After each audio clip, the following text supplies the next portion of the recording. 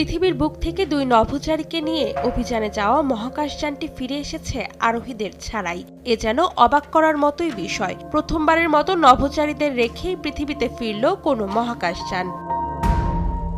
নাসার কর্মকর্তারা জানান, গত ৫ জুন সুনিতা উইলিয়ামস এবং বুচ উইলমোর বোয়িং স্টারলাইনার মহাকাশযানে ৮ দিনের অভিযানে মহাকাশের উদ্দেশ্যে রওনা দেন।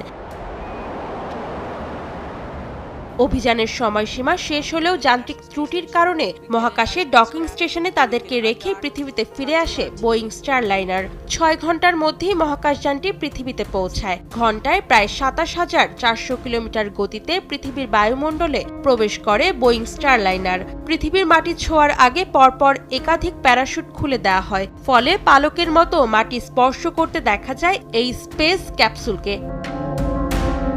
ধারণা করা হচ্ছে, শুরু থেকেই মহাকাশযানটিতে